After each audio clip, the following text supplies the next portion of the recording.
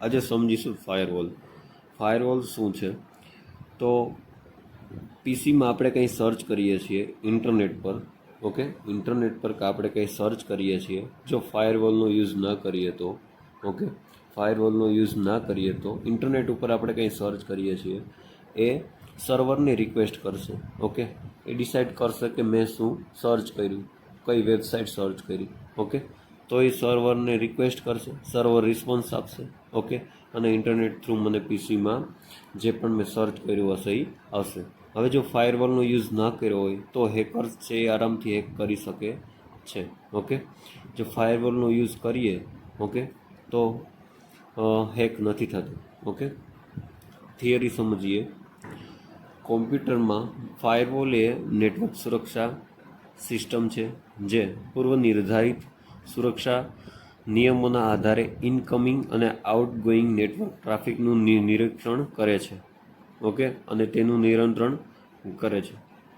Firewall સામાન્ય રીતે વિશ્વસનીય આંતરિક નેટવર્ક અને અવિશ્વસનીય બાહ્ય નેટવર્ક જેમ કે ઇન્ટરનેટ વચ્ચે આંતરય સ્થાપિત કરે છે.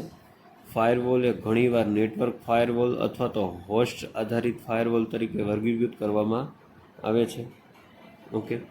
પછી ફાયરવોલ્સ આપણા કોમ્પ્યુટરને અનઓથોરાઇઝ એક્સેસ એટલે કે હેકિંગથી બચાવે છે, બરાબર.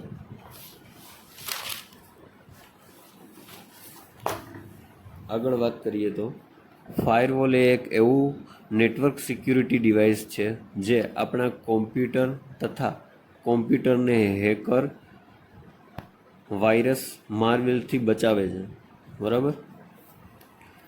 જો એક્ઝામ પોઈન્ટ ઓફ વ્યૂ જોઈએ તો આ બધા જે પોઈન્ટ્સ છે એ ખાસ લખવા પડે, ઓકે.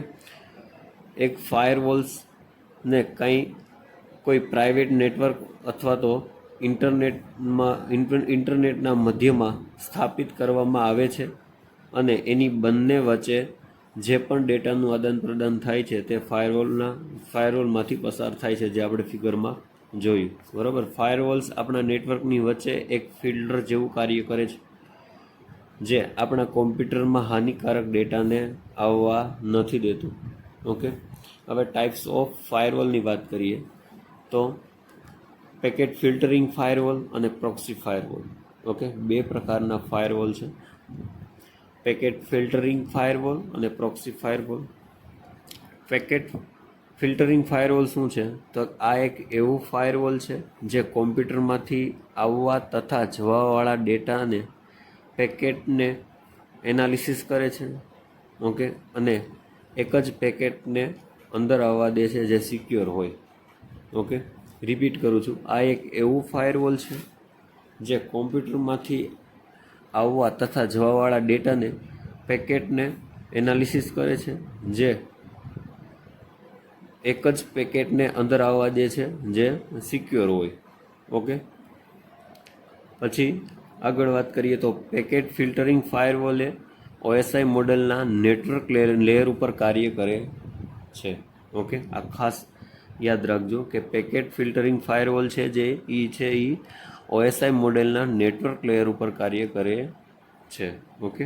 પછી ડેટા પેકેટ્સને ફિલ્ટરિંગ કરવું અને નેટવર્કમાં ટ્રાફિકનું મોનિટરિંગ તથા કંટ્રોલ કરવું એ એનું મુખ્ય કાર્ય છે, ઓકે. આનું મુખ્ય કાર્ય શું? તો આ મેં જે કીધું એ કે ટ્રાફિકનું મોનિટરિંગ કરવું તથા કંટ્રોલ કરવું એનું મુખ્ય કાર્ય છે, okay, packet filtering ફાયરવોલનું.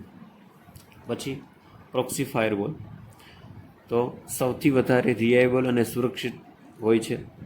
Proxy firewall એ ઇન્ટરનેટ પર આવતા ટ્રાફિક ઉપર નજર રાખે છે અને હાર્મફુલ ડેટા અને અનઓથોરાઇઝ એક્સેસને રોકવાનું કાર્ય કરે છે, ઓકે. આ કાર્ય ખાસ લખવાનું, બરાબર. પછી પ્રોક્સી સર્વરની પાસે ખુદનું આઈપી એડ્રેસ હોય છે, ઓકે. મોસ્ટ આઈપી પોઈન્ટ કહેવાય કે પ્રોક્સી સર્વરની પાસે ખુદનું આઈપી એડ્રેસ હોય છે. પછી પ્રોક્સી ફાયરવોલ એ એપ્લિકેશન લેયર ઉપર ટ્રાફિકને ફિલ્ટરિંગ કરવાનું કાર્ય કરે છે, બરાબર. એમ પણ કહી શકાય કે ઓએસઆઈ મોડેલના એપ્લિકેશન લેયર ઉપર કામ કરે છે અને એપ્લિકેશન લેયર ઉપર ટ્રાફિકને ફિલ્ટર કરવાનું કાર્ય કરે છે, ઓકે.